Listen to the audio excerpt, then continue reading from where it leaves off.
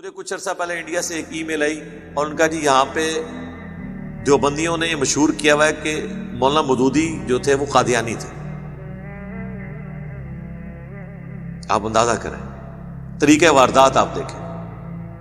میں نے کہا کوئی اور الزام نہیں ملا. اتنا بڑا الزام اس شخص پہ کہ جس نے سب سے مدلل کتاب قادیانیوں کے خلاف لکھی ہے نا، قادیانی مسئلہ، وہ مولانا مودودی نے لکھی ہے. یہ باقی جو یہ تحفظ مجلس ہے، ختم نبوت والے، یہ تو صرف یہ وہ ان کی عبارتیں نکالتے ہیں. اس طرح کی عبارتیں تو دیوبندیوں اور بریلویوں کے بزرگوں کی بھی موجود ہیں. وہ پاکٹ بک احمدیہ قادیانیوں کی پڑھ لیں، انہوں نے ایسی لتر پریڈ کی ہوئی ہے نا ان کی کہ ہاں جی یہ غلط ہے. اے لکھیا جی کشف المحجوب وچ بھی، اے جناب اشرفی تھانوی صاحب دی زمانے وچ بھی ہے لکھیا جی، اے جناب ملفوظات شریف وچ بھی لکھیا جی. آ جاؤ. مودودی صاحب پہلے بندے جنہوں نے علمی رد کیا ہے اس زمانے میں جب قادیانیوں کو لوگ کافر نہیں کہتے تھے. اور اس کی وجہ سے کہا گیا کہ مودودی رحمہ اللہ اس فتنے کے بانی ہیں کہ انہوں نے قادیانیوں کے خلاف ایک مہم برپا کی.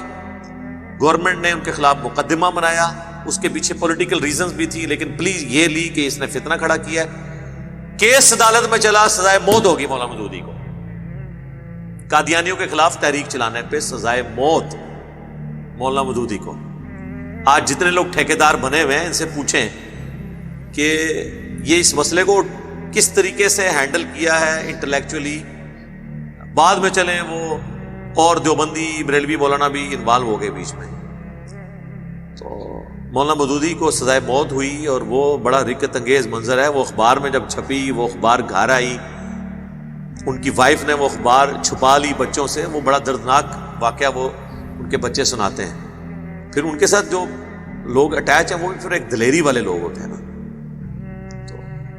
اور اسی بندے کو انہوں نے کہہ دیا قادیانی ہے، جس نے سب سے زیادہ قادیانیت کے خلاف کام کیا. یہ طریقہ واردات ہوتا ہے کہ آپ ایسی ادبی گالی دے دو کہ لوگوں کی مت ماری جائے. لیکن یوٹیوب حفظہ اللہ تعالی، فیس بک دامت برکاتہم عالیہ، آیت اللہ واٹس ایپ، اور اب تو وہ بھی آ گیا ٹک ٹاک حفظہ اللہ تعالی.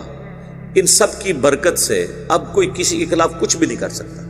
پرانے محدثین کے بارے میں آپ کو ایک بندہ کہے گا کہ بہت بڑے سکہ صدوق راوی ہیں، دوسرا کہے گا یہ دجال تھا، تیسرا کہے گا اس کا حافظہ بگڑ گیا تھا. اب آپ مصیبت میں پڑ جاتے ہیں کہ میں کس کی بات مانوں کس کی نہ مانوں. آج اگر کوئی مودودی صاحب کے بارے میں کلیم کرے گا نا تو سر مودودی صاحب کی تو کتابیں نیٹ کے اوپر چڑھی ہوئی ہیں. ان کی تعلیمات قرآن و سنت کے دلائل میں کئی ایک چیزیں میں نے بخاری مسلم سے خلافت و ملوکیت کا دفاع کر کے لوگوں کو بتا دیا کہ بھئی یہ مودودی صاحب نے کوئی اپنے گھر بیٹھ کے تو نہیں کتاب لکھی، یہ تو سارا مقدمہ بخاری مسلم میں موجود ہے. آپ کو کسی کو دھوکہ نہیں دے سکتے. پرانے زمانے میں دھوکہ لگ جاتا تھا. جس کے بارے میں آپ نیگیٹو تعارف کروائیں گے لوگ نیٹ پہ دیکھیں گے جی دیکھیں وہ کیا کہتا ہے. مولانا اسحاق صاحب رحمہ اللہ کی وفات کے بعد کتنے لوگ ہیں جنہیں مولانا اسحاق کا تعارف ہوا ہے، وہ جانتے ہی نہیں تھے مولانا اسحاق کون ہے. ان کے مخالفین نے کہا جی وہ بابا ہے جی، وہ جی ایران کے ٹکڑوں پہ پلتا تھا جی، وہ یہ ہوتا تھا تو وہ ہوتا تھا.